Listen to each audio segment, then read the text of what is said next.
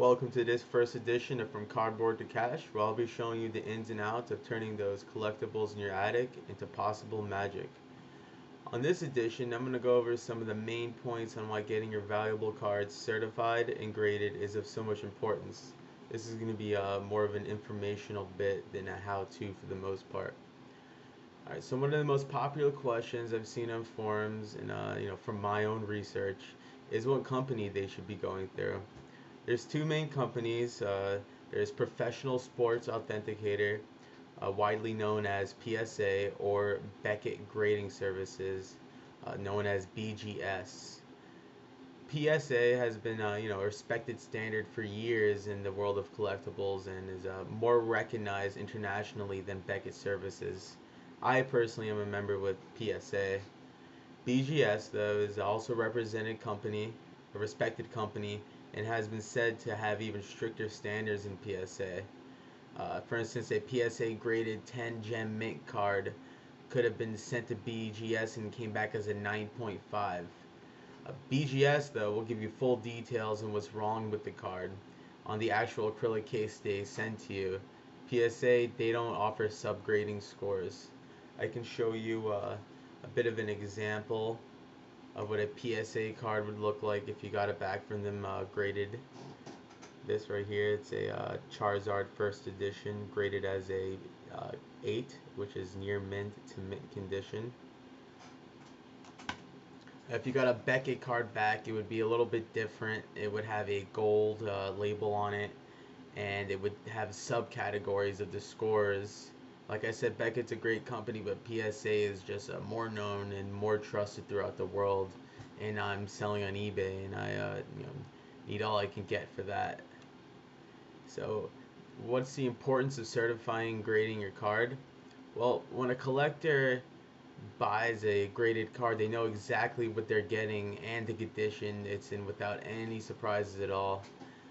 PSA and BGS also send your card back in tamper-evident, fire-resistant acrylic cases, so you don't have to worry about anything. If your house had any issues with flooding, that's a really common one, and your cards were inside of PSA or BGS cases, they would be safe from any of that damage. And to the collector, that's just the utmost value.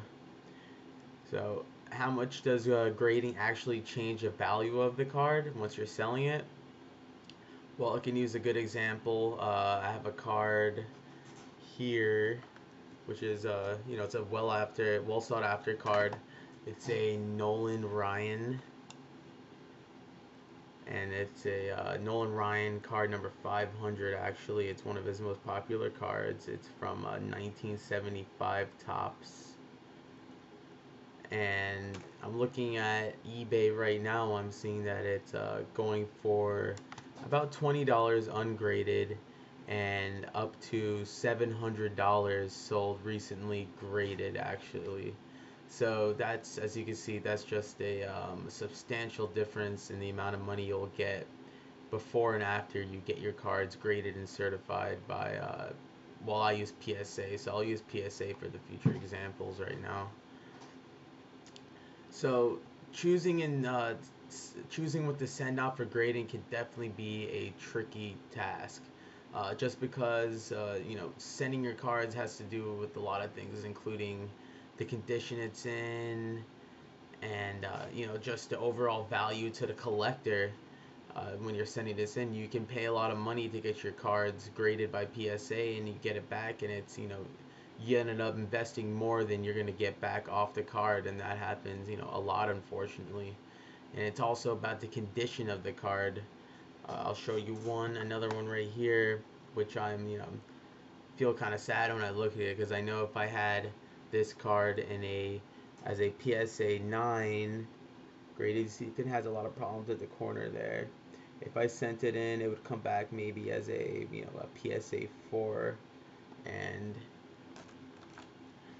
it's just not worth it. Maybe I might be able to get more if I just sell it on eBay as an auction. Some collector just may see it, and it may be the only one online at that time, and then I'll be able to make some good money off of it, as much as I can at least. And Yeah, also, I could show you the one that I'm working on right now. We have this Charizard first edition that I showed you before. I have it online currently on eBay as an auction. I started it actually last Wednesday is when I put it at first on eBay, and so it should be selling within the next less than 24 hours actually. And it's up to $550 as we speak. And I started off at 99 cents. I pretty much knew what I was going to be dealing with once I got the card graded. I thought it was going to be a PSA graded 10, but unfortunately it came back as a PSA 8. And just to show you a prime example of how much that could change the price of the card and the value of the card, I could have easily gotten up to almost $4,000 off that Charizard first edition if it was a PSA 10. And here I can show you that on eBay. Let's see.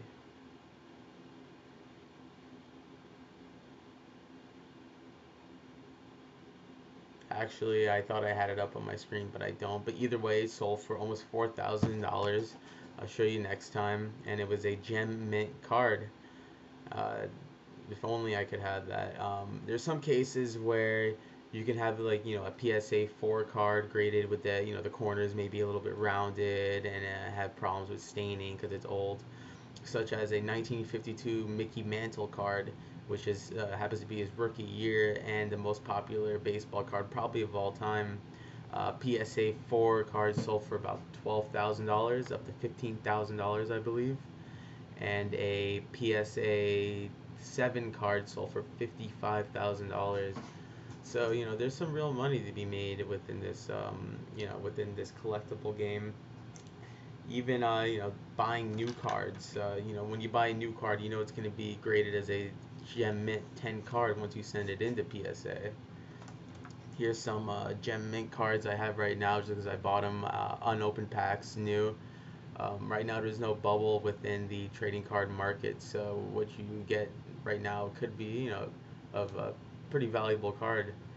Usually there's about one card of a lot of value in each box set. You may not get any if you're buying packs. Here's some I found recently actually. We have this jersey card. It has an actual piece of authentic jersey right there. Sports collectors always looking for that. It's actually a Shane Larkin, and also he happens to be a rookie, as you can see there. It says RC, and that stands for rookie. Um, Also found this autograph card the other day. It's worth about 300 bucks if I get a PSA graded 10, and I have stuck it in the sleeve ready to go right after I bought it. So that should be good. And just today, I went a little bit crazy and I splurged and I got another pack, and actually I bought a box set and actually had another signed autograph card. And if you're willing to take the time to get it graded and from PSA, or whatever BGS, then you'll make some money off of some of these cards, and you'll also get a plethora of common cards right here that I just got these within the last week or so.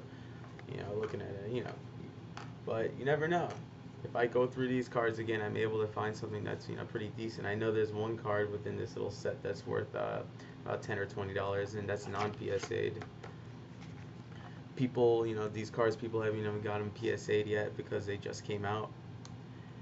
Um, Also, you could buy vintage card packs. They're very, mostly for the most part, very expensive. But for instance, you could buy a set for about a couple thousand, maybe like $2,000, a box set from 1976, and you will most definitely find a card in there that's worth, about $6,000 or $7,000 PSA, and you'll find probably about, maybe about 5 or 6 of those, even more in the box set, and the rest of them are worth at least $100 each. Gem Mint 10, just because the rarity of them. And so that's about it for this episode. On the next episode, I'll be going over the process of sending your cards in for grading and the prices of grading services. In the future, I'll show you about posting on eBay and things like that. How to pack up your shipment on PSA, which is also a quite a bit of a task, and to fill out the form, which is actually turned out to be a little bit of a daunting task until I figured it all out. Well, it's time for me to make a dash. I'll see you next time from cardboard to cash.